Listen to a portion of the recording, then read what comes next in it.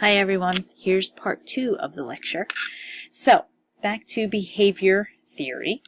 If you're thinking about operant conditioning, which as we said earlier is the behavior that is learned after a behavior occurs. So the idea that you have a stimulus, then there is a response, and i.e. behavior, and there's then that response is followed by a reinforcer, and that reinforcer then helps to shape the behavior. As I gave the example of if my son would do his homework, then the stimulus would be for him to do the homework. My response would be to praise him, or better yet, leave him alone, and that would be a positive reinforcer for him to do his homework. So if we look here at the different types of reinforcers, we have positive reinforcers where you add something positive and a behavior continues. If you add something negative, as in punishment, the behavior ceases or stops. If you remove something good, right, so you have a behavior that is happening, and you remove the positive reinforcer, or the positive reinforcer decreases, sometimes you'll see an extinction of the behavior. And then the negative, where you add something negative, and if you add that negative, a behavior will continue or increase to avoid that negative reinforcer. So, for example, if my son does his homework, then I will not nag him. So the negative reinforcement would be removing something negative, which would be I would nag him less, and therefore his behavior of doing his homework would increase.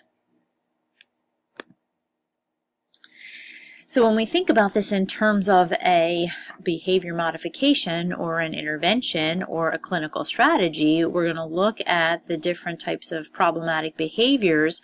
We're looking at the reinforcers or the underlying motivators for those behaviors.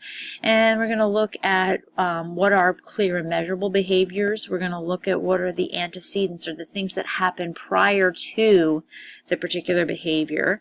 We're going to try to define the behavior very specifically so that we know what behavior it is that we're trying to shape or modify. We're going to determine what are the good, or not good rather, but what are the reinforcers that will work for that particular therapy or behavior modification, create steps for changing the behavior, assess the success of integrating those steps, and then make some contracts and agreements and change the goals as we move along in the therapeutic process. When we look at cognitive behavior therapy, and again, if you can click on this link, that'll show you some discussions of the cognitive behavior therapies and the evolution of cognitive behavior therapy.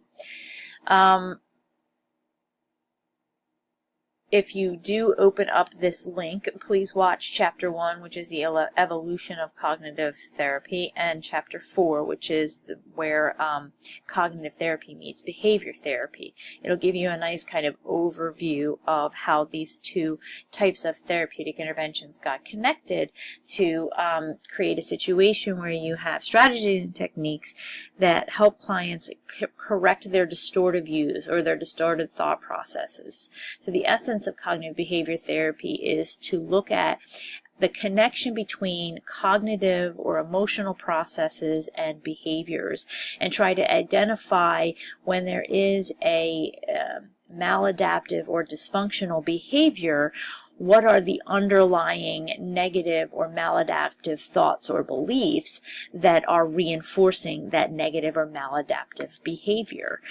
So a very concrete but overt type of example would be if you have a person who suffers from obsessive compulsive disorder, and the behavior that is the maladaptive behavior for them is that they continuously wash their hands to the point of the hands being cracked or dry or bleeding. That's a maladaptive behavior, and oftentimes when you do cognitive behavioral interventions with these individuals, you find that there's an excessive fear of germs or an excessive fear of dying, that the behavior of hand washing helps to assuage. So cognitive behavioral interventions with these individuals often looks at the distorted views of germs and the irrational beliefs about death and dying that are leading to the maladaptive behavior of hand washing. Aaron Beck is probably one of the most famous cognitive behavior therapists. He is the person who really developed cognitive therapy, and he looks at, similar to talking about schema, he looks at the experiences that people have had that lead to the schema, and ultimately looking at the impact of those negative experiences as they've created distorted or irrational schemata related to the world.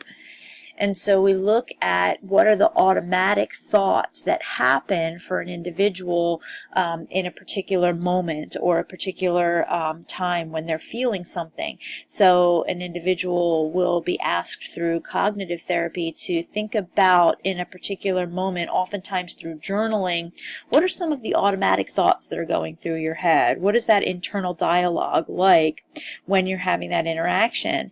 And if you think about the process recording that you just submitted, that's very similar to what we have you do when we have you thinking about the feelings or the thoughts that are happening for you in a given moment, right?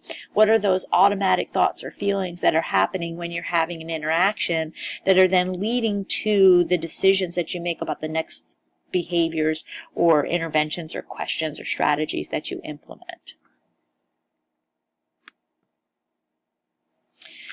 When Beck has you looking at these automatic thoughts, he then starts to challenge your cognitive distortions, right? So you start by oftentimes having some kind of homework that is a journaling homework where you start to identify problematic situations or behaviors in your life.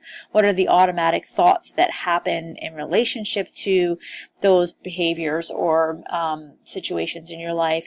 And then start to challenge the therapist uses their clinical self to challenge the cognitive distortions, to challenge the errors in logic, and to look at places where there's overgeneralizations or catastrophizing or personalizing something that is a depersonalized situation, and starts to really challenge those errors of thought and cognitive distortions.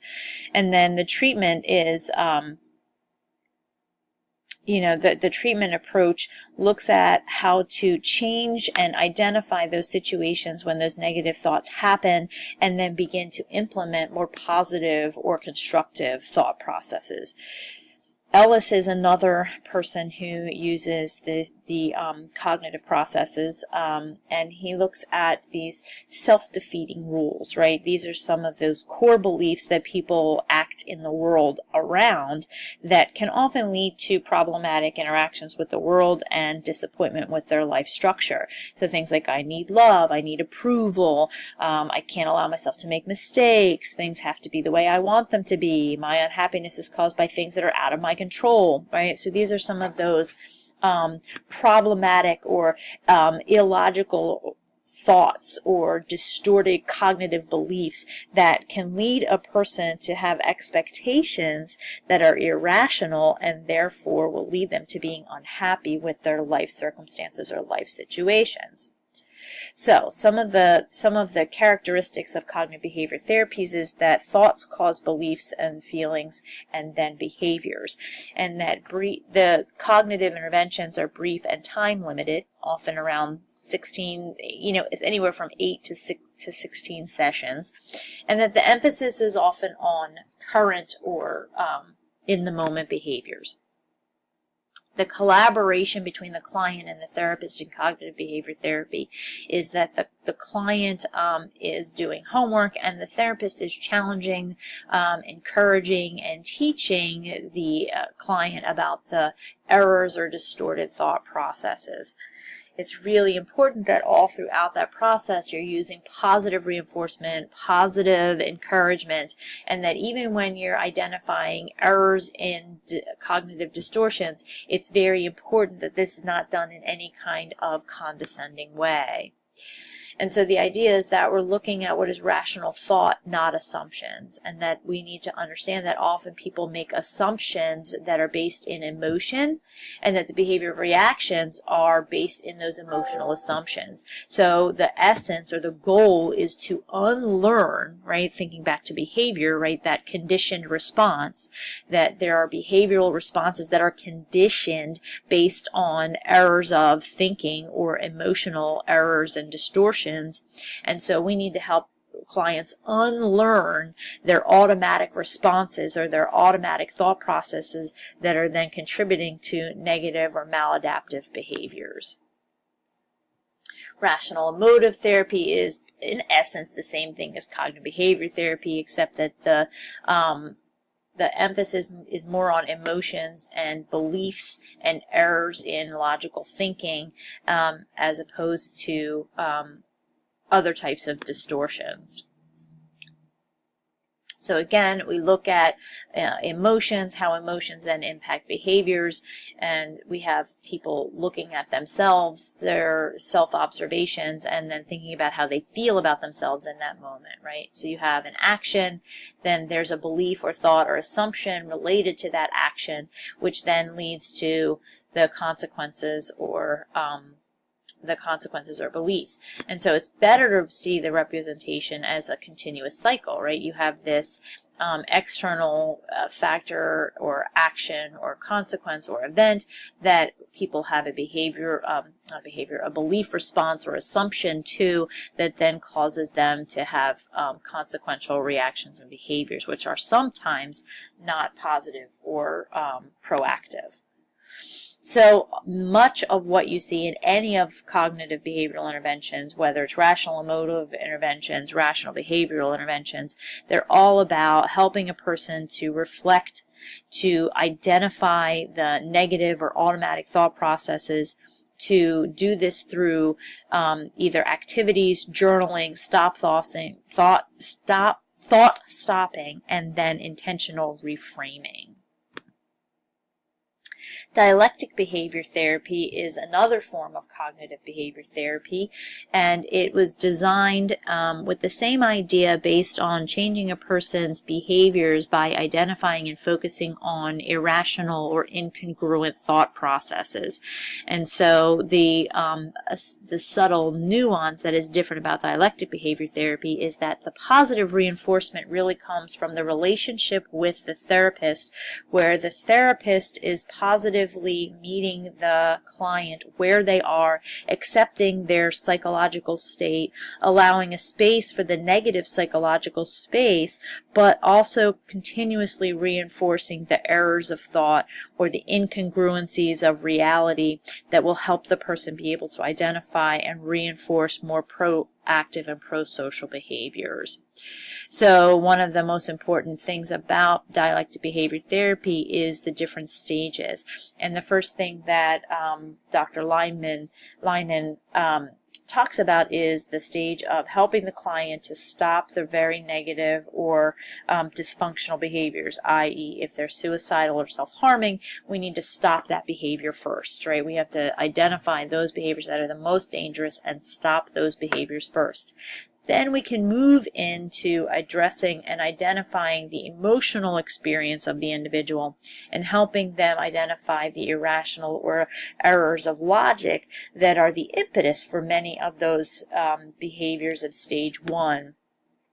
And then challenging them to have better, more positive, more self-respecting life goals, and then possibly even having a deeper spiritual existence in stage 4, where you find that the person is able to develop goals for happiness and connection to the greater world in general. So this is a very important part of the process where they identify the stages.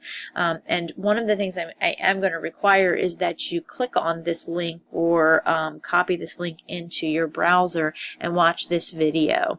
I'm going to then upload some questions on a message board, and the video at the bottom of this page will help you to be able to answer it, because it is going to relate back to the therapeutic session of Marsha Linehan. So I hope you've enjoyed this session, and I will be working with you next week to answer any questions that you might have. So please take some time to do this. It's about an hour-long session that you're going to be watching.